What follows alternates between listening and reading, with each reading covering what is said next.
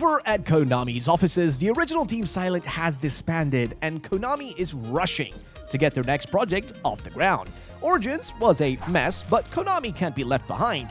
They need that Resident Evil level of cash flow. So, after several lines of White Claudia and a few bad movies later, they figured it out. We will make our own Resident Evil.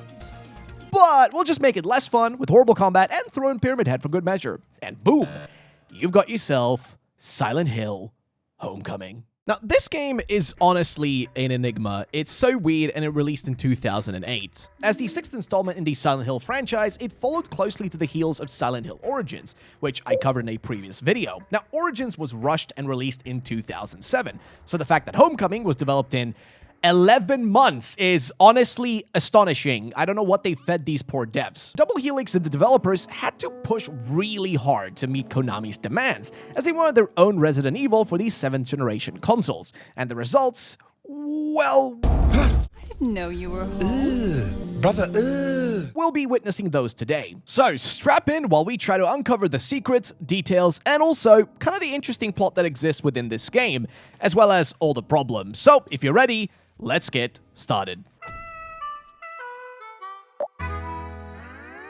Quick note, I'm emulating this game on a PlayStation 3 emulator because I had issues running the PC version on Steam, so the graphics and bugs may be a bit present and funky at times. We wake up strapped to a gurney, being wheeled through a mysterious hospital. Now, as we pass by various rooms, we catch glimpses of hints and spoilers for the story. Now, we're going to be ignoring those, but I should point out that there is a lot of hidden symbolism here that I think is really cool. Like in the background, the sounds of weapons and artillery fill the air. Our main character, Alex, is supposed to be based on a soldier, and he's muttering about his comrades and fellow squad mates, presumably his war buddies, before passing out. Fortunately for us, the doctor has succumbed to a severe case of giant knife in gut syndrome, I guess you could say, so we use the game's QuickTime event to escape, and yes, those are present here. In the room, we find a note mentioning a lobotomy for patient 206. Now, that's a number you should remember for later. Leaving the room, though, we follow a bloodstained path, most likely from the doctor we saw get skewered,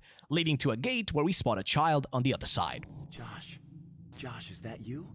Now, this is Alex's brother, Joshua. Now, Alex does try to talk to him, but Josh just ignores us, which is fine. You don't need to talk to me, you little shit. So to reach Josh, we need a code. The first part of it is going to be found in the room next to us, but for the second part, we had to navigate past a bunch of crispy corpses and read a few documents about lobotomies. Honestly, I wouldn't even mind one myself after playing this game. With the second X-ray film in hand, we head back to the keypad, but not before enduring an obligatory jump scare that just feels cheap and unnecessary. Unfortunately for us, though, opening the door causes Joshua to run away again. Chasing after him, we come across some nasty toilets and find our first weapon, a big old knife gouged into the mirror. Picking up the knife, the entire place shifts to the other world. Now, unlike in Silent Hill Origins, where you choose to enter the other side, Homecoming instead transitions more like the Silent Hill movies, with the walls disintegrating and twisting. Lucky for us, though, there is an enemy here for target practice, the nurse. Now, they've kept their, let's say, distinctive design? I mean, they kept them plump, okay? We also get our first taste of Homecoming's combat system and, oh dear lord. Alright, I need to stop and talk about this. See, what happened here? It really seems to me that Konami must have seen the success of Resident Evil 4 and that game's action-based combat system and decided they wanted the same for Silent Hill, but what you end up with instead is a wonky combat that doesn't always work, making you fight the controls more than you actually fight the enemies at times. See, the melee combat is by far the worst offender here, forcing you to spam slashes in hope that you will stun-lock the enemies. Now, for some reason, they really thought adding a combo system was a good idea as well. Like, sure, you could argue Alex is supposed to be a military man, so you could say that maybe he should have advanced combat skills, but it really feels out of place in a Silent Hill game. Like, I get it, okay? Obviously, this franchise has never had good combat, but it just feels even more out of place. At least you can argue for Silent Hill 2 or Silent Hill 1 that those are regular people that don't actually know how to fight, so they're gonna be pretty clunky with it. But this game just makes it feel like we're playing something that isn't part of this franchise. After defeating the nurse, we have to use our knife on a strange mouth-shaped wall that we have to cut open. Not sure what we're supposed to be representing here, but let's move on. On the second floor, Alex has to break a window to proceed, but beware.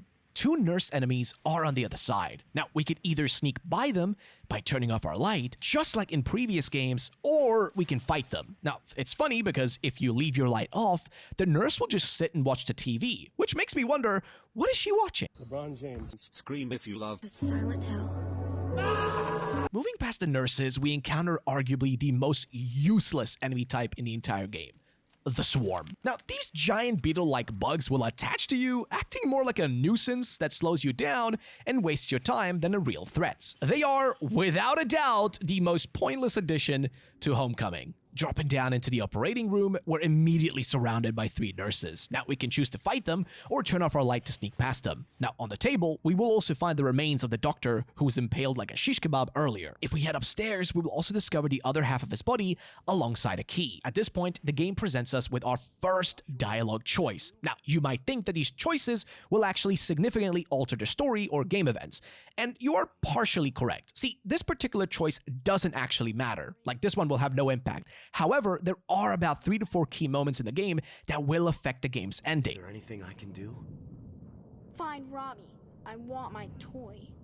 Joshua is once more being a bitch, and we are forced to find his Robbie rabbits. Luckily, we see it being slowly dragged into a totally not suspicious hole in the wall. Now, holes in walls are a common trope in Silent Hill, but unlike Silent Hill 2, where James just gets a little spook, here we instead risk having our arm ripped off unless we spam the QuickTime event. After pulling out the rabbit and giving it to Joshua, he once more runs away. Where are you going?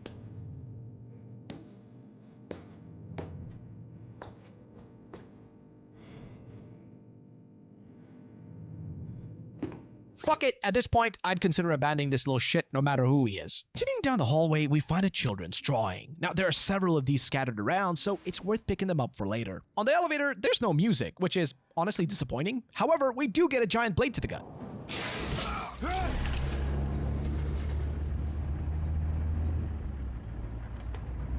Bad dream.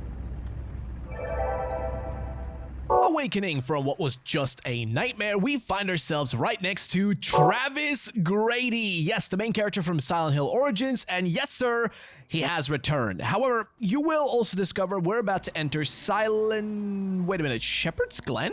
Yeah, this game isn't actually set within Silent Hill, but in a quaint town next to it. Although some fans dislike this setting, I actually find it to be an interesting choice. It sort of expands on the eerie elements of Silent Hill beyond the town's borders. However, Shepherd's Glen doesn't quite capture the same atmosphere 100%. See, the town feels small, and the game kind of pushes you towards specific destinations without really much freedom to explore. At the town hall, we meet Judge Holloway, and oh dear lord!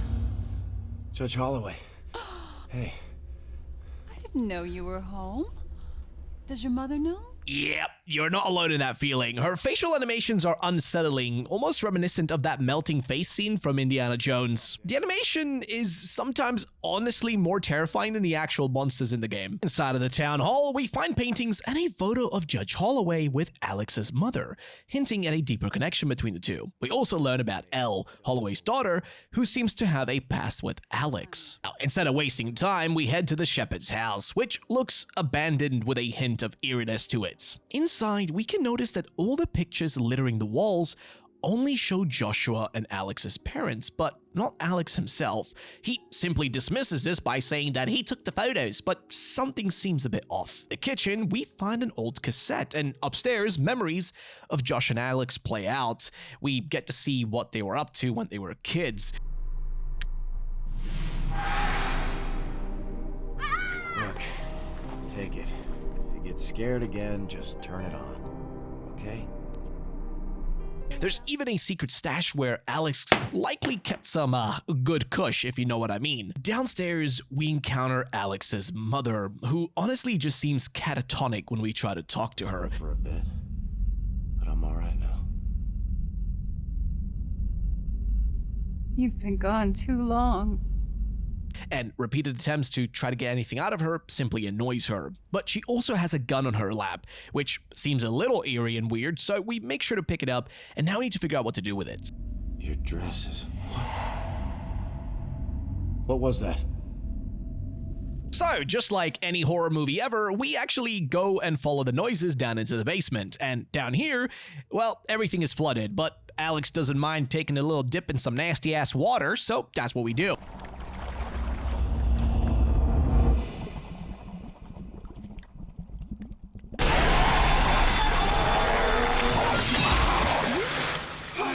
Here we meet Homecoming's second enemy type, the Lurker. Now, these odd slithering humanoids will crawl around on their arms, and they do carry a significant value to the story, which I'll talk about a bit later. For now, let's focus on taking them down. Now, best case for defeating these things is to essentially just shoot them or use a heavy attack to chop off their heads. Now, they will be crawling around, so they are relatively slow at times. By cutting down some drapes, we try to enter the door behind them. However, this just triggers a flashback of Alex running into his dad.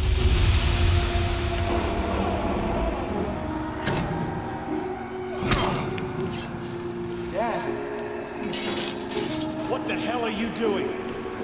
You know this place is off limits. For now, we leave that mystery alone, and instead, we focus on exiting this place. Our first priority is to get rid of the water. Now, using Garage Remote, we can unlock it to find another lurker, as well as an empty gas canister. And wow, another jump scare. Now, Homecoming's strategy for building atmosphere seems to literally be to throw enemies at my feet. So, without a proper sense of direction, we follow the same hole the lurker came from, and we reach a playground.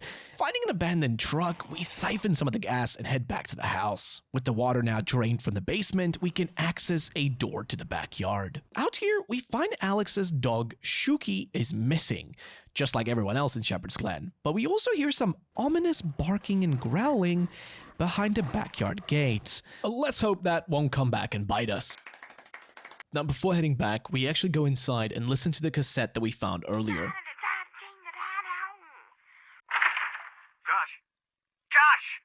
What are you doing?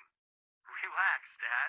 We're just making a radio show. What we hear is Alex's dad, and he doesn't want Alex and Joshua to play together, almost trying to separate Josh from him, seeing Alex as a burden. Now, this all paints Alex's dad as being far from a good man, at least not towards his firstborn son. Now, further into the house, we uncover a note addressed to a mechanic named Curtis, so that's where we're headed for next. Using the backyard, we can now exit and head towards Rose Heights Cemetery. Now, I won't lie, I don't really like the Rose Heights Cemetery. I don't think it's a good zone, and it is a little bit macabre at times walking around here. The only thing of interest is that we do witness a gravedigger going at it at the dead of night, but we're gonna leave him to his own devices for now. Jumping down a ledge, we encounter another enemy type, the Feral. Now, much like the Sniffer Dogs or the Devilheads from Silent Hill 3, these guys are a pain, constantly hounding you until you put them down. They are essentially just a dog, right? They're a dog monster that you have to battle, and you kind of just have to do a lot of dodging and hit them fast,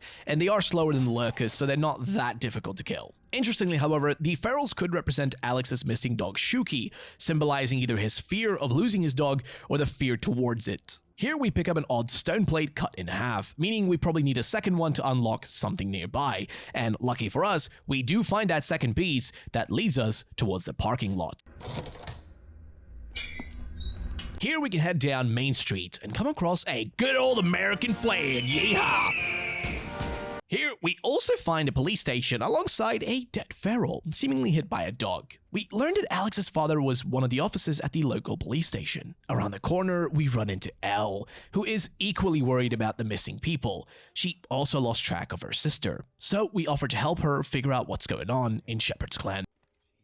What the hell is going on here? I don't know. But every day there are more flyers to put up. Every day more people disappear. Elle then hands us a walkie-talkie for a way to stay in touch. Now, it also emits static whenever an enemy is close by. Checking the board, we see faces of missing people, and these are seemingly pictures of the game devs themselves. Checking the back of the board, we discover another child's drawing. Leaving Elle, we head to the junkyard, which is in a desolate state. It's actually hard to tell if it looked this bad before or after the town literally went to hell. Inside, we run into Curtis, the man supposed to repair our generator. Now, he instantly feels off, as if he's got a giant stick shoved up his ass. Now, trying to talk to him is like talking to a wall. He won't answer any questions directly. However, after showing him the gun we took from Alex's mom, his face lights up, and he shows some love for the weapon. Sheriff's kid. Alex. Right. Military man now, I see. Now don't go barking orders at me, soldier. The only person that tells me what to do is me. Got it? Alright, ignoring the obvious shit here that's bizarre in front of us, we do get rewarded with our first ranged weapon, the MK-23 handgun. And this thing is great for doing a few drive-bys in Shepherd's Glen. Asking Curtis more questions, he just complains about all the clocks that he has to fix that are stuck at 2:06.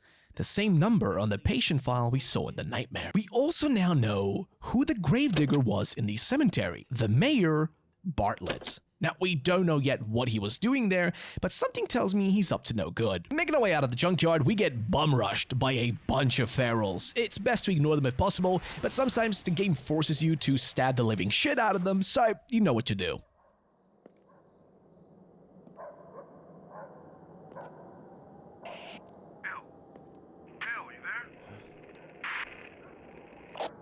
Hello? Back on the streets, we encounter another enemy type, the Smog. These are humanoid monsters with no arms but tumors protruding from their bodies. They resemble the lying figures or straitjackets from previous titles. However, unlike those, the Smog shoots acid, which can be difficult to deal with if it gets you stun locked. Now, the symbolism behind the Smog could relate to the coal mine near the junkyard or the game's heavy military theme, as poisonous gases like mustard gas have been used in actual conflicts. Now, to defeat these guys, you use your handgun. Wait for them to open their big chest and bam! To be honest, I got lost for quite a bit of time here before realizing we had to go back to the cemetery. Entering it, the previously locked Bartlett Monastery will now be open. Here, we solve an easy sliding puzzle and unlock the tomb to find a broken watch, similar to the ones back at Curtis's junkyard.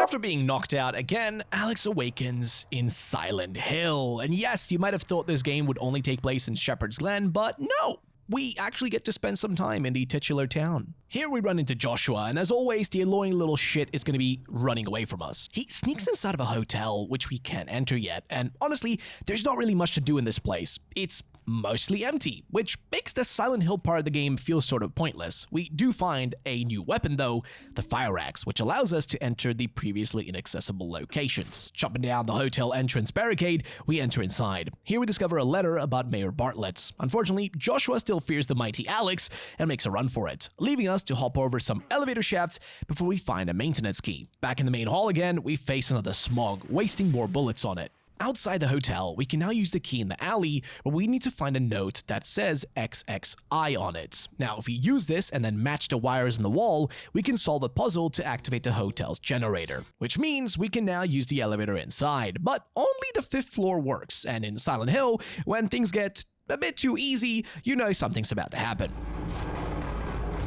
Meet the Needlers. Humanoid monsters with legs and arms resembling sharp blades. They are usually hard to defeat, with melee weapons that is, and oftentimes require a gun. In this case, however, they have some weak spots exposed, so we can more easily just get rid of them ourselves before hopping off the elevator. Now, the Needlers themselves could be based off of a fear of needles used during surgeries, fitting with Alex's military status and potential injuries he may have suffered. On the 5th floor, we cut through a painting and find a picture of Joey Bartlett. This is the son of Mayor Bartlett, sitting in Alex's treehouse back at the shepherd's backyard. Now, we can't enter the door here yet. Instead, we make our way through the walls to a strange room. Here, we hear the voice of a lonely woman. I don't know about you, but I tend to stay away from gaping holes in doors and creepy old ladies. But Alex is built different. I could remember. Who left you here all alone? Everyone else is gone. Don't blame them. You can understand, can't you? It's hard to watch something die.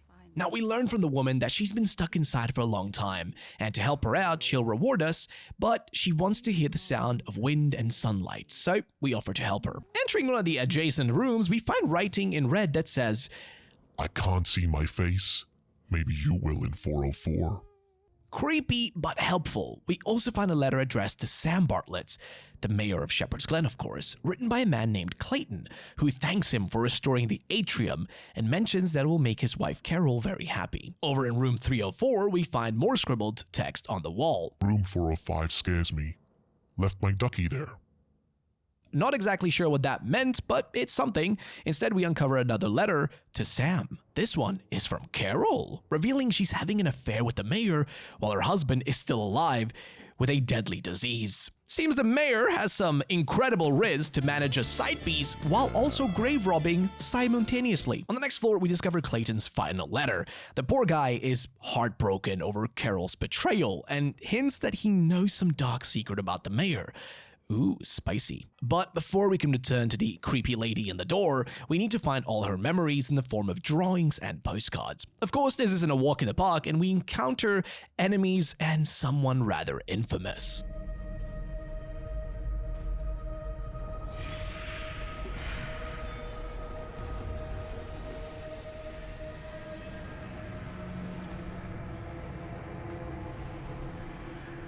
Enter Pyramid Head, or as this game calls him, the Boogeyman. Now, I'm intrigued to see what they actually do with him here, since he's a highlight from Silent Hill 2.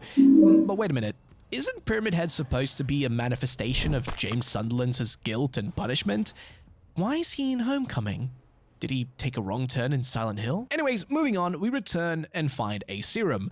Unique to this game, they basically allow you to get a massive health boost, but they are rare, so saving them for tougher fights is important. Heading up another floor, Josh is running from us again. Now, this kid should join the track team at this point. Thankfully, he's gone, but we're left to face a Needler. Now, this fight involves a lot of dodging and jabbing, like an intense game of whack-a-mole, but with a bit more existential dread to it. Having collected all the postcards, we backtrack to the old lady. Giving her the memories, she hands us a key to unlock the door behind a painting on the 5th floor. Inside, Josh waits. Trying to cross the broken floor, Alex jumps, but he can't fully reach. Josh, being the helpful little brother, just watches us fall. Don't let me fall. But hey, surprise, Alex is apparently made out of titanium. Now, as he wakes up, we find that there's just a lot of items around us, and this usually implies something important is about to happen. Picking it all up, entering the room, everything is overgrown, and as we enter, it shifts to the other world. Enter the Rizmeister himself, the mayor. Now, for a guy who gets mad pussy, he looks like he's had one too many botched plastic surgeries. Now, our conversation with the mayor leads nowhere. Even when showing him Joey's watch, the watch of his own son, he reacts like a drunk, neglectful dad. Suddenly, our first boss appears. What's happened? What did you do? What is all this? The Sepulchre. It crushes the mayor, and guess what? Props to Homecoming, because this thing is actually fantastic. This game has great monster designs, and there's actually some decent symbolism here, but let's save that for later. Now, the actual battle with the Sepulchre isn't fun though. It mostly just smashes down giant ball sacks, yep, you read that right, and forces you to hide behind bookshelves. Shoot the actual ball sacks to stun the monster, and then repeatedly stab its arm when it's lodged into the ground. This is pretty much all you gotta do, and after defeating it, both Alex and the monster will fall through the ground as Alex faints, heading down a giant gaping hole.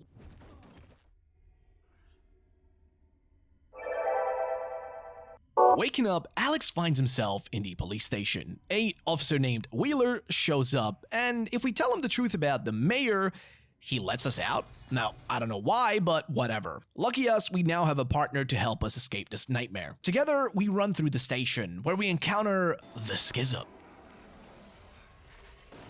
This is another humanoid monster resembling a hammerhead shark. These things are fast, so it's best to run past them or turn off your flashlight since they are blind. Reaching the office with Wheeler, he hands us a 12-gauge shotgun. Now, this beast of a weapon is best saved for stronger enemies. Unfortunately though, Wheeler does get split from us, leaving us to make a run for the police station's garage, on our own. Now, I'll be honest, most of the police station is relatively straightforward. You're just gonna be avoiding schisms or fighting back until you finally reach the garage. Inside, you actually have two things you can do. Either you can do one of the puzzles, where if you enter the number 206, it'll unlock and give you a stash of ammo and health potions. This is really optional, you don't even have to do it. The second thing, though, is exiting the station itself. We see Elle being attacked by a monster. This is the Siam. These mini-bosses will appear several times throughout the game, and in design, they're honestly kind of grotesque, as they consist of a man and a woman sewn together into this abomination. But a few shotgun shells in the right spots, and it will take them down quickly, no matter how hard they hit. Having saved Elle, we can now escape into the sewers.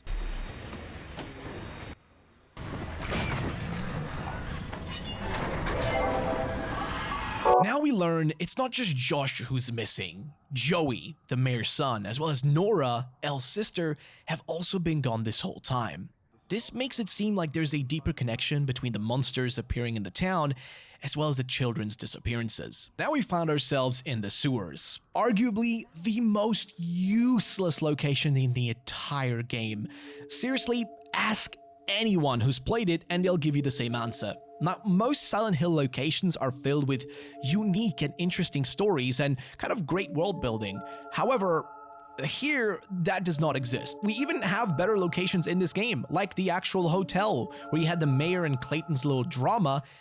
But here, nothing. The sewers are just boring. They're filled with a lot of backtracking and waiting for Elle to open gates. There's like one battle against the Siam, which starts with you getting basically cornered by a bunch of needlers. Overall, you just want to get out of here as fast as possible, because that's the best course of action. We get split from Elle at one point, and her walkie-talkie is found in a pool of blood. So that means it's time to exit the sewers pronto. Following the blood trail outside, we get a call from Wheeler telling us to head over to Dr. Fitch's office on Main Street, meaning that the police officer survived. First though, we quickly swing by the town hall, as we can now use our axe to enter a previously inaccessible location. Inside of here, we'll pick up another children's drawing as well as some healing items. Towards the doctor's office, we can see him running away into the office on his own. What do you want? Are you alright? Whose blood is that? What have you done? Stay away from me. Entering it, it's just a quaint little place, a TV showing static in the corner. Nearby, we found a room, and this one belongs to Scarlett. That's Dr. Fitch's daughter. Interestingly though, Scarlett has a creepy obsession with dolls. These things will stare into your soul. Leaving Scarlett's room, we're surrounded by several nurses. We can either sneak by them, which is really hard, so just channel your inner Mortal Kombat champion and pummel every single one of them. In the doctor's office, we find a small key. Going back to Scarlett's room, we can use it to open the small box that holds another doll inside it.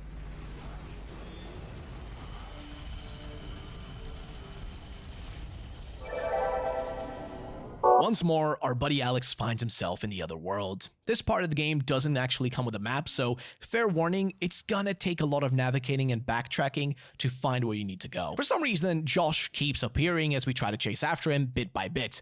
Again, he's acting like Wile E. Coyote. Now, from a design perspective, this area is pretty neat. I actually think it looks really cool, kind of reminiscent of previous Silent Hill Otherworlds, though there isn't much to actually do here. Running across more dolls, we do find those. It feels like we're just stuck in a twisted dollhouse, with a lot of rooms leading nowhere and a general sense of disorientation. We find another children's drawing, this one depicting a child hiding beneath a giant monster. There are also signs hinting at the doctor's clinic here, like a sign asking to keep noise to a minimum, and of course, we'll respectfully be doing that.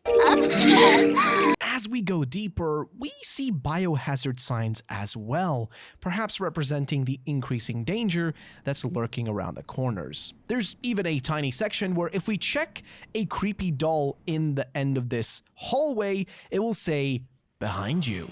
And a fucking schism will spawn and toy with us. Here we also run into another puzzle. Not the most complicated one, but a neat one nonetheless. We have to put levers down and match them in the right order to turn off these giant fans. Doing this, we eventually hit a save point, which means, well, we gotta prepare ourselves for something to come. Entering through the exit sign, we encountered the doctor.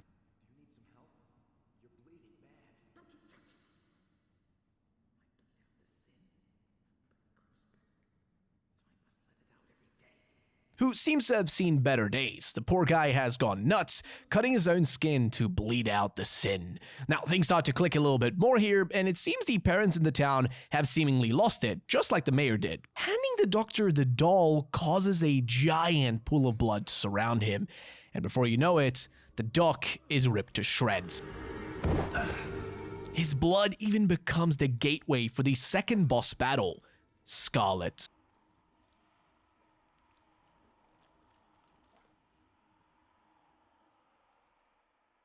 Now, she's a clear embodiment of the Doctor's daughter. She looks like a disturbing marionette doll, similar to the one in her locked box. And just like that doll, she has a red dress. And just like that doll had a red dress, this monster literally ascends through literal blood. Now, it's safe to assume that Scarlet was most likely harmed by her father, and same thing probably happened to Joey as he was hurt by Mayor Bartlett. Hence why these guys lost their lives to literal manifestations of their children's grief.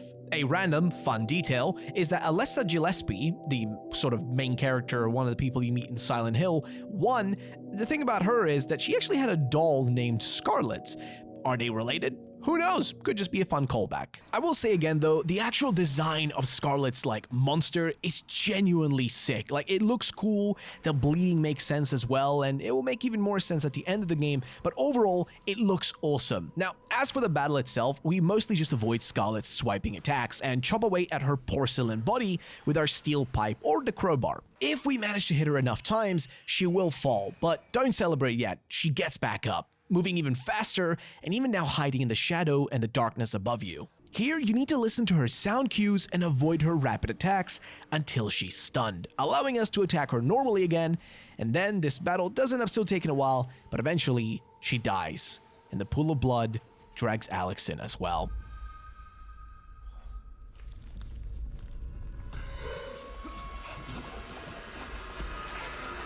Alex wakes up once more in the doctor's office with the founder's key in his hand. On the ground, we can also see the shattered doll representing Scarlet, a cheeky symbol that she's broken and done for. With the founder's key in hand, Alex remembers it might fit one of the centerpieces inside the town hall. So, using the key, we open a secret passageway.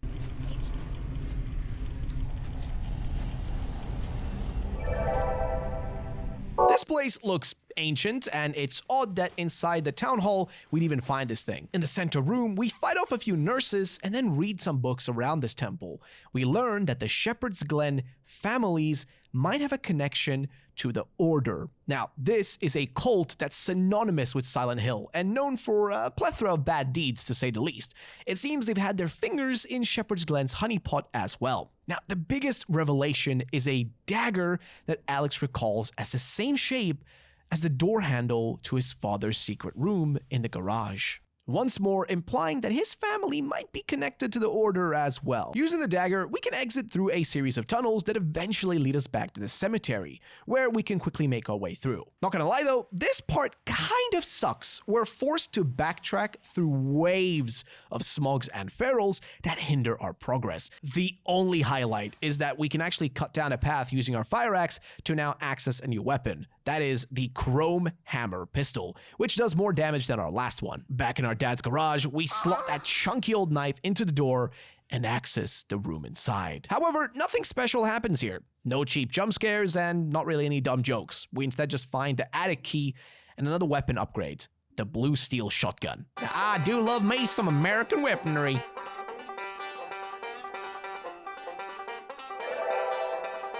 With the attic key in hand, we open the door. Going to the top of the attic, it's mostly empty, besides a photo of Alex? Yeah, now this photo is strange, and even Alex is confused as to what it's even doing here, as his mouth is just open and looks ready for a jumbo-sized glizzy. Now, fiddling around the attic for some time, we eventually discover a bookshelf that can be pushed to the side. Doing this will grant us access to a secret room. We also witness a flashback, showing us a memory between Josh and Adam, their father. Now, it keeps giving off this vibe that Alex was looked down upon by his own dad, while his brother Josh kept being treated more fairly, giving him an heirloom that belongs to generations of the family. The room itself does actually have two discoveries for us. One of them is a note, which more or less is just a note all about their dad and him basically being just discharged from the army. There's not really much else to say about that, but there's also a giant banner with the crest of the Shepherd family, confirming that they have been around these parts since the ye old days. So if we look at these two things, one, the family of the Shepherd has been here forever,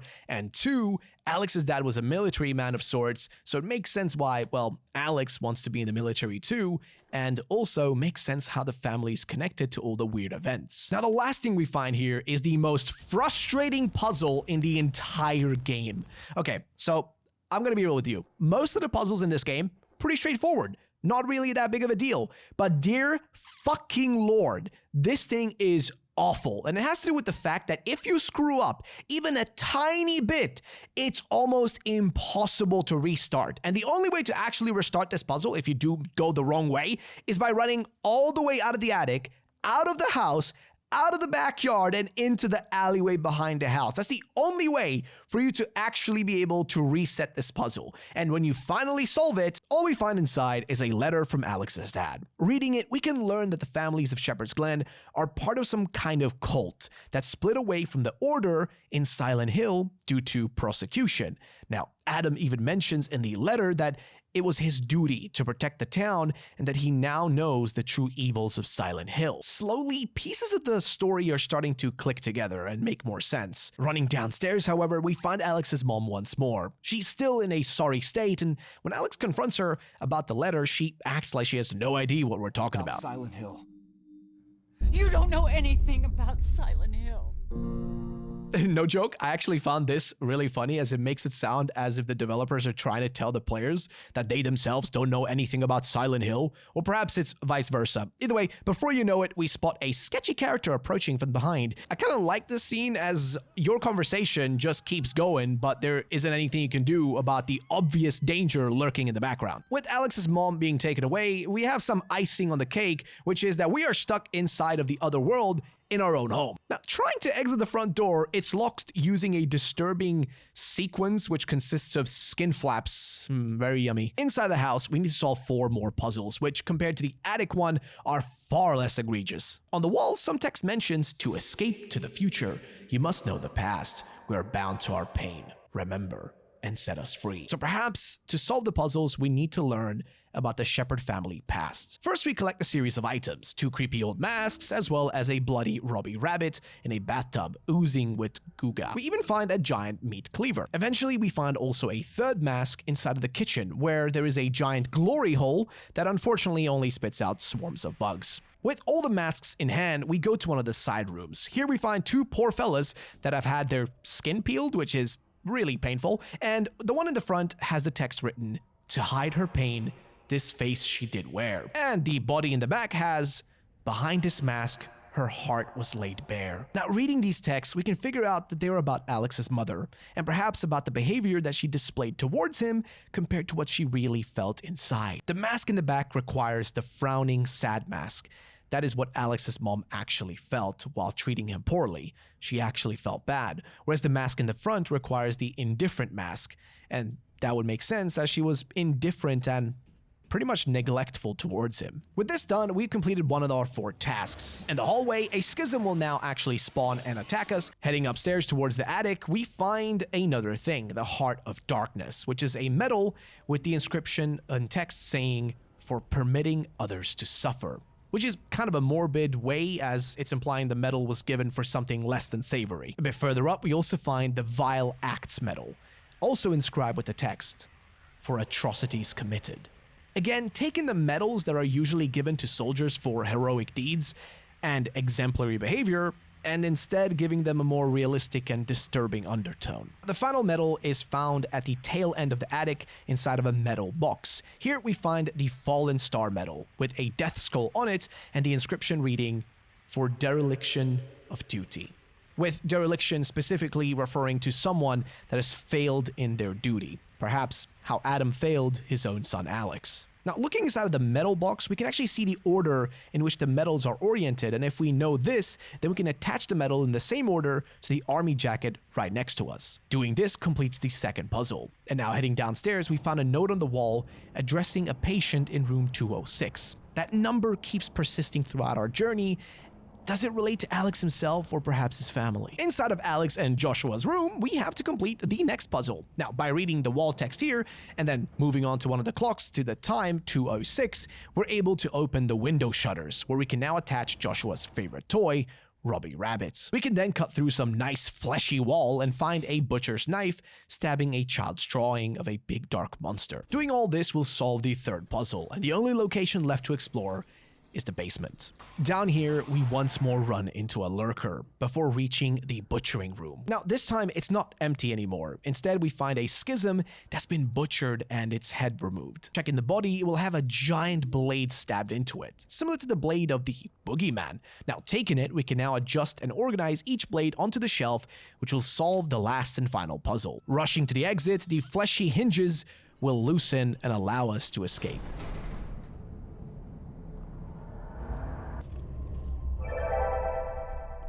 Outside, we run into Elle again. I do have some questions as to how she even showed up here, but I'll blissfully ignore that for now. Wheeler actually reaches out on the radio, as it seems he's managed to survive as well.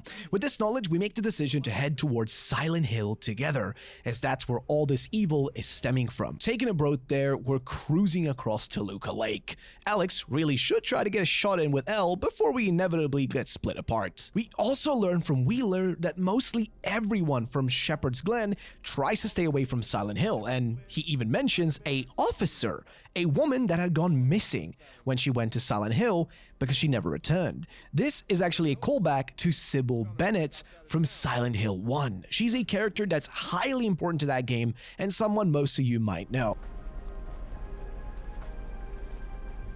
Took her from my mother's room the morning Laura disappeared. During this whole conversation, Elle shows us her necklace that features a photo of her and her sister Nora. Now, of course, Alex takes the opportunity to mock the shit out of her and shoot a shot. But as predicted, just as we try, we instead get interrupted by a group of gas mask goons that knock us out and send us off board.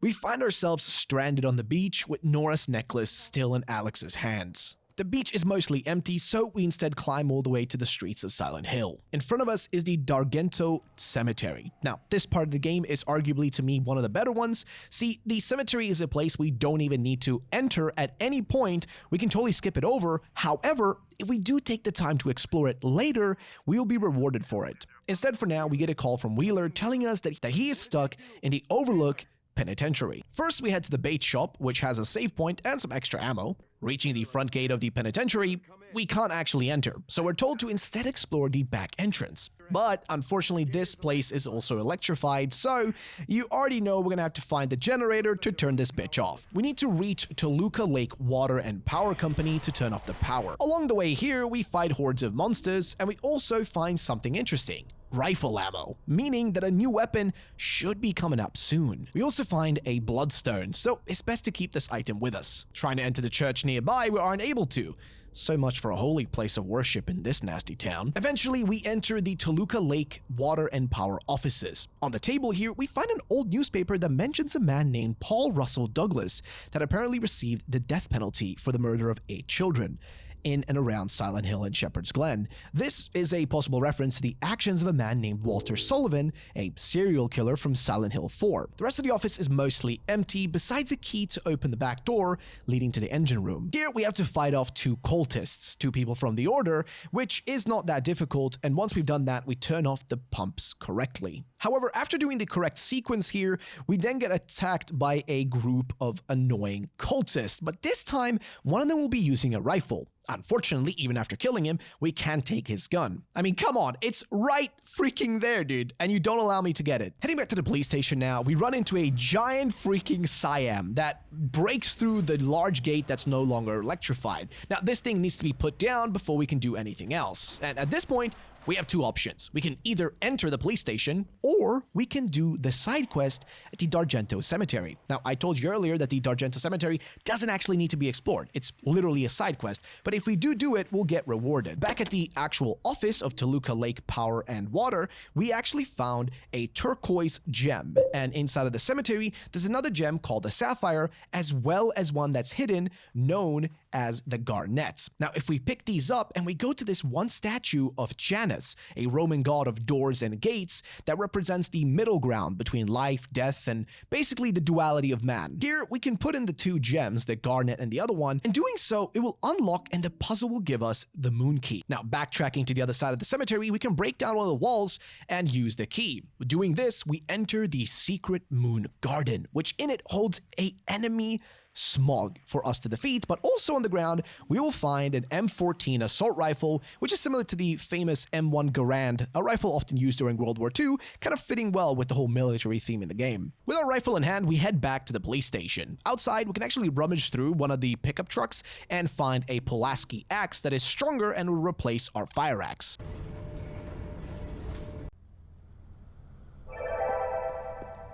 Now that we're inside of the prison, we have to track down Wheeler, who is being held captive in one of the cells. Now, most of the early parts of the prison is just breaking down doors until we find the right way. The halls are also filled with cultists that we have to bonk the shit out of, and the only thing of note here is that we find another newspaper, this time just talking about the sorry state of Shepherd's Glen from the perspective of Silent Hill, and also a note written by an inmate named Ron who pleads for help as the guards have basically vanished and nobody's given them any food, which does add a little bit of a grim feeling. Even though these people are technically criminals in here, this is basically torturing them. Finding Wheeler, he's being held captive by two guards. Killing both of them, we managed to free him, but we are not safe just yet. Back there.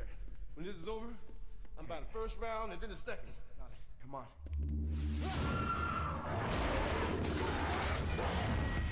We instead get ambushed by a massive Siam, and this thing will pummel Wheeler, but the old man has some bullets that will help take it down. With Wheeler, he quickly heads to the security room, and from there he guides us around in the right direction. Now, this whole part is just a lot of walking, with little interest actually taking place. There is a note that gives us the code to enter the solitary confinement, and inside here, things take a turn for the worse.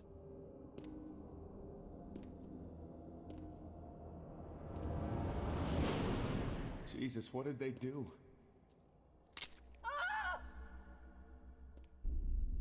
Your father and I, we loved you so much. But they said we could only choose one. Mom, please. Stop. Save your breath. Let me go, Alex. Here, Alex witnesses his own mother hanging from some sort of torture device. Talking to her, we learn that she did love Alex, but that they were forced to choose between their two sons. They had to decide which one would live and which one would be sacrificed. And finally, things make more sense. The existence of this weird feeling between his parents and him is finally explained, but we also get a pivotal decision to make here. The game allows us to either end our mother's misery with a bullet or forgive her and not shoot her, which will result in her instead dying to the torture device.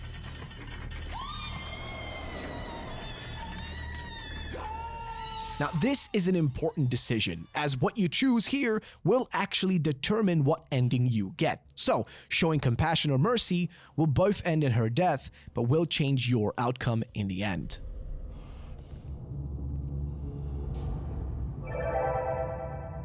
We are once again in the other world, and if we observe the mom's body, Alex will tell us that the decision he made was wrong, and they should have shot her and shown her mercy, so take that as you will. Before moving further, we can save our game. However, upstairs we find the cage puzzle. Now, funny enough, if we try to check the giant hole in the center before finishing this puzzle, a giant needler will jump down and attack us, so it's best to avoid it for now. Instead, we can read all the different scriptures around the room. The first will say, "I stand besides the holy man. The monarchs fear my wrath, none may move the way I can, ever the crooked path." Now, checking the corresponding dial to this text, we can see different shapes representing chess pieces. If we read the text again, we can learn that it's supposed to be the knight, and it's because of pretty obvious reasons. He stands by the holy man, aka the bishop piece in chess, and the monarchs, or king and queen, both fear them as of course they're going to be killed by them. And of course, they're the only piece that moves by going in a crooked L-shaped path. The second part has text that talks about the man who devised it does not want it, the man who bought it does not use it, and the man who used it does not realize it. Checking the corresponding dial, we can determine that it's the coffin, as obviously the man who created the coffin doesn't want it, and the one who bought it won't be using it because he's still alive. However, the one who does use it won't even be aware of it because they're dead. Finally, the third and last text mentions, "What man loves more than life, fears more than death or mortal strife. What poor men have, the rich acquire, and all contented men desire. What misers spend and the wastrel save, and each man carries to his grave." Now, at first I struggled with this one, but eventually looking at the dial, we can see there is an empty space, and that's because it's nothing. Now, I'm gonna be real, I think this puzzle is great. It uses a cool set of riddles, and they do feel sort of prolific in a sense, so I actually enjoy this part quite a lot. Doing this, we can now shove our hand deep inside the cage, and it opens up. We can now enter the giant hole. Lucky us, this leads us back to Wheeler, and we're able to catch up together. Rushing through the different rustic hallways together of the Otherworld Prison, we eventually reach a room that contains Judge Holloway inside it. Judge Holloway. Alex! Quick, you get her loose before they start pumping the gas. I'll shut off the valves. Yeah. Alex, thank God. Now, while helping her out, we drop the locket featuring photos of her own daughters, Nora, as well as Elle. Now, Holloway is confused by it and wonders how Alex even got his hands on it. However, before we have time to tell her anything, a giant creature grabs Wheeler and pulls him away from us. Judge Holloway is told to escape, and we're left to face off against the third boss battle in this game, that being Asphyxia. Holy fuck. This creature uses close combat attacks and can be extremely hard for us to dodge, as it will charge us at very high speeds. Now, its design is also unique, to say the least. I mean, it looks like straight out of Human Centipede, as it resembles several human body parts attached to each other from head to toe. This time, the boss battle showed up just as we met Holloway, so it might be possible that this is some form of representation of her own daughter, Nora. For now, we don't know yet. For now, we just have to focus all of our attacks at its tail, as that's supposed to be the weak spot, doing so several times with the help of our handy new axe, with us eventually being able to hop on its back and use the two hands that are sticking out from its neck to quite literally asphyxiate her. A sadly poetic end for this boss battle.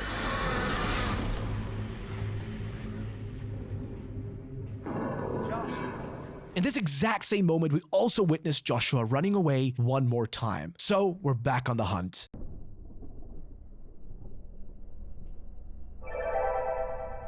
Now, the little rascal has found his way into the church, and naturally, we're going to be following him into the Lord's house. Now, inside, we find another place to shove our big old knife into. However, to unlock the rest of it, we need a few puzzle pieces. Picking up the church map, we see that it's split into two directions, an east and a west wing. Heading to the west wing, we find a giant statue with something missing from its plate, so we have to go check the other wing instead. Here, we find a baptismal fountain with a bloody floating corpse inside of it.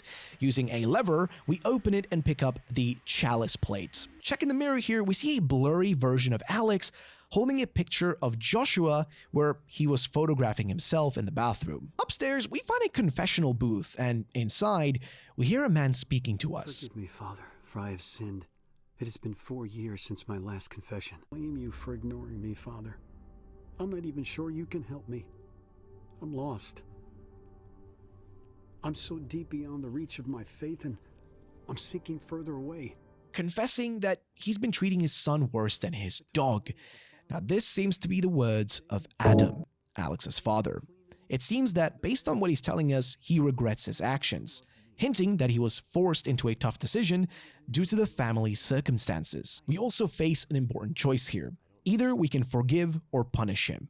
Forgiving or punishing Adam will actually lead to us receiving the kneeling man plate, and also will change our ending. The adjacent room holds an unlit candle that we can bring back to the other wing to move the statue down, in exchange for a candle plate. Now, before going upstairs to get the last plate, we hear a distress call coming from Elle on the radio, so we must hurry. On the wall, there are 3 paintings. The one that holds our last plate shows a man, but cutting any of the other paintings will result in different outcomes. The tree painting results in an attack. We're actually just going to be attacked in that case. The female one is empty, but with the tree plate in hand, we can now head to the balcony, where a giant mural depicting a knight being stabbed in the back holds the final sword plate.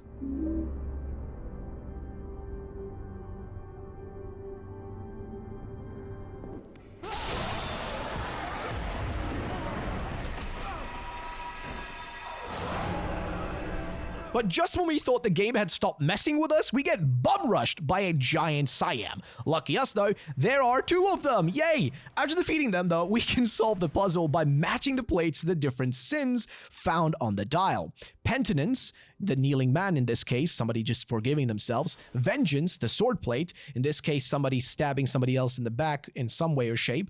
The desire one is the tree plate, because of course the man was desiring the woman and being willing to cut down a tree for that. Sorrow, the candle plate, simply just sadness. And sacrifice, the chalice plate, somebody who was killed for the sake of, well, a sacrifice. Inside, we now see Alex's father, Adam. Similar to his mother, he's strung up and is being held captive. Things are becoming clearer.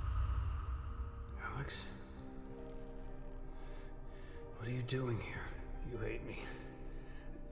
It's okay. I had to make a choice, son. You still wear my old dog tags in the hospital. I know. I was wounded in battle.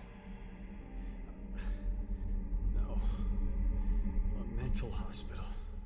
Now it all makes sense. Alex has simply been stuck in a mental asylum all along, and that's why we saw it at the beginning of the game. The intro sequence literally shows us him being stuck there. However, the reveal here is a little bit iffy, I'm not gonna lie, it wasn't really the best, but actually there were a lot of hints towards this throughout the game, and I think they did that well. However, the story of him being there and some of the stuff that leads up to it, there are a lot of plot holes that just don't get filled in as to why did he come from out of town? What's the connection to Silent Hill here? Why would he even know about it? Like, some of that stuff doesn't make any sense. What did you do? Where's Joshua?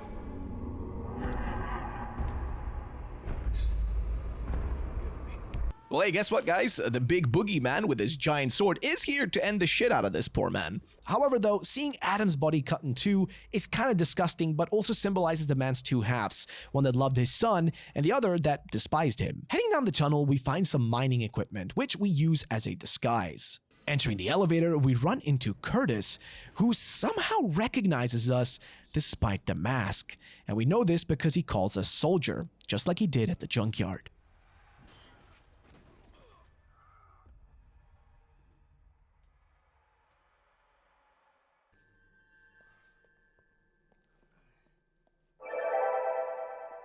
Waking up after being knocked out for like the 15th time, we are being held captive by none other than Judge Holloway. Whoa, what a twist. See, yeah, I kind of knew I couldn't trust that face-melting freak. She then starts dumping a bunch of exposition explaining that the reason that, well, everything is so weird here is that they were part of the Order. The whole Shepherd's Glen community, at least the founding families, were all part of Silent Hill until they split off. But to appease the god, they basically needed to take one of the children of each of the founding families every few generations and then sacrifice them. By doing this, they would appease the god, which kind of explains things. Now we finally know what happened to all the missing kids. They were sacrificed by their own parents, and the bosses we fought make more sense now. The Sepulchre was the manifestation of Joey, Mayor Bartlett's son, who was buried alive. That's what he was doing in the cemetery. Scarlet was Dr. Martin Fitch's daughter, who was dismembered while she was still alive as a sacrifice.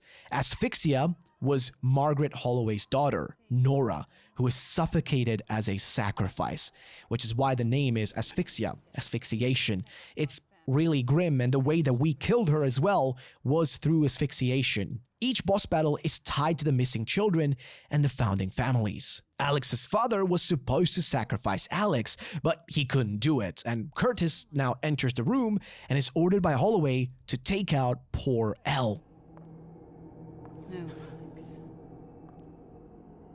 It's time I finished what your father could. Here we engage in a quick-time event to stop her from stabbing us in the fucking eye. After pushing her away though, we end Holloway's life with swift and quick action. With her dead, we can escape into the underground hallways filled with guards. In one of the rooms, we find an interesting book. It's called Through the Fog, A Skeptic in Silent Hill, written by Paul Schabel, which is a name that's similar to Joseph Schreiber from Silent Hill 4. Now, the book references a detective named Douglas Cartland, which is a character you guys may know from Silent Hill 3, who basically exposed the strange cult in Silent Hill. Eventually, we find Elle trapped behind a door, and we have to hurry to save her. Reaching Curtis, we simply have to have a quick boss battle with him. Now, Curtis, as a always weird character, is excited to end our life, but defeating him is relatively easy. It's because he's incredibly slow. The man moves at like snail's pace, so it's easy to shoot him and stab him a few times. Having saved Elle, we can check all the notes about the Order and their demands for sacrifices. Lucky us though, we instead find a police marksman rifle that looks like an AWP from Counter-Strike. With this in hand, we find Wheeler, who's been impaled by several knives. We can either let him pass, or we can save him. Again, our choice here will affect our ending. After our decision, we split away from Elle, and here we solve a puzzle where we have to match the family crests to the dial on the ground. Finally, we enter an empty room with 4 tombs for the families. We check the Shepherd family tomb and see Alex's name is inscribed. Then Alex finally remembers.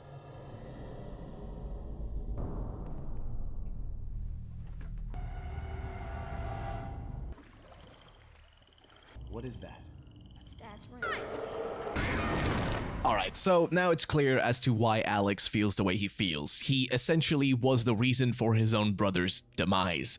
He got him killed, and also now all the drowning stuff in this game makes sense. Think about the lurkers. They're always underneath water, and they're kind of wet and disgusting, but they make sense. They're based on the trauma of drowning after what Alex did to his own brother. This whole situation is most likely a torment that he's causing to himself because of the guilt he feels towards taking his brother's life. The room shifts to the other world, and our final boss battle begins with Amnion, a spider-like humanoid with a giant pregnant belly, symbolizing Alex's guilt over Joshua's death in some weird way. Now, the monster designs are fantastic, but the story logic falls a bit flat here. The battle is hard and requires us using all our bullets before resorting to melee weapons, and after the first phase, it will actually shift to a easier second phase. Now, if we're lucky, the monster will stun itself, and we can complete the battle relatively smoothly. And at the end, Joshua emerges from the womb of the monster, basically being born out of it.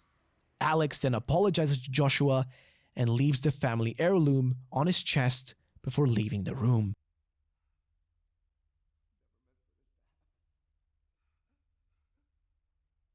And now we get to the game's different endings. Now, I'm gonna go through them in the order that I got them, so sit back, relax, and let's get started. So, let's run through the endings really quickly. Now, the ending I first got was the hospital ending. For this one, you wake up in the hospital and Alex finds himself strapped to a gurney and we're inside of room 206. It feels like everything we've seen then in this whole game was just in his head. This was all just conjured up in his mind and none of it was real. He did end up killing his brother and he was sent here as not really punishment, but to be fixed, to be healed, to be solved, as the man literally is crazy at this point. So every event throughout this whole game would have just been in his mind. However, I don't think this is the canon ending, though there are a lot of things implying it with like all the room numbers like 206, but I really doubt it is actually the real one. Now, to get this ending, you need to forgive your father and not kill your mother. Doing this will also reward you with the ER costume. Then we have the quote-unquote good ending. For this one, Alex just gets out to the surface again where he reunites with none else than, of course, Elle. Together, they then walk away, and she asks him, what did he do? What happened? And he just tells her that he had to go down in the church. This ending also is really important because if you do get this ending, there is a chance you may also get the special ending. It only happens if you play the game on the highest difficulty while getting the good ending, or if you collected all the photos around the map. If you did this correctly, then guess what? You're gonna have a bonus where you see Alex meeting with Joshua. Joshua takes a photo of him, and that's the same photo we found of Alex up in the attic where he looks like he's about to choke down on a glizzy. So this would imply that the good ending plus the bonus ending together are the real true ending of this game. Alex did end up ending his brother's life, but he still loved him, and he came back to Silent Hill to face his fears, but also the Order, the cult, the different families, all of that was real. That's what this ending implies, and I'd like to assume that this is probably the canon ending, because it makes the most sense. Then we have the quote-unquote two bad endings. The first one is the drowning ending. This one requires you to not really forgive your father and also to kill your mother. Doing this, Alex will wake up in a bathtub at his home, where all of a sudden his dad will actually show up and talk to him. After a short conversation though, he quite literally drowns Alex, and this is similar to what happened to Joshua. He's essentially sacrificing Alex the same way he was already planning on doing it, but now it's more poetic because he dies the same way his brother died. If you do this one though, you're gonna be rewarded with the Order soldier costume, which essentially would mean that the Order, or I guess the cult in this case, actually won. I don't think this ending is canon, but it does have kind of a few things that do point in that direction though. Then we have the boogeyman ending, which is by far the dumbest thing I've seen. So in this one, two boogeymen will show up and they will put two halves of a pyramid head onto Alex's body, and doing so, he gets a six-pack and grows like 5 feet or some shit. Like, the man is looking buff, I guess? I mean, hey, dude, honestly, I'll take one of these helmets if it means I'm gonna get a body like that. Either way, though, this ending is just dumb. And to be honest, Pyramid Head is just dumb here. At no point does Pyramid Head make really any impact on the story. It doesn't make any sense to the story, and just nothing about this character fit into this story whatsoever. The Boogeyman could have easily been a different character. They could have just done the same thing Origins did. Just make a new character that's similar, so at least you get that fan service, but at least it would make sense. Pyramid Head doesn't fit that well with Alex's trauma, because Pyramid Head is supposed to be James's trauma. It just doesn't make any sense, and that's probably the biggest issue I have with this ending. And of course, it wouldn't be a Silent Hill game without the UFO ending. Yes, these are always these goofy, gaffy little like endings where a UFO shows up and takes away, well, the main protagonist. In this case, though, you need to not forgive your father, not kill your mother, and then save Wheeler. Doing this, Alex will reunite with Elle, and then together, they get abducted by a bunch of aliens, which is really funny because Wheeler will then show up, and he'll be like too late to also be abducted, and he'll realize, oh shit, I was right, aliens are real. Doing this ending, you will be rewarded with a deputy costume as well as the laser pistol.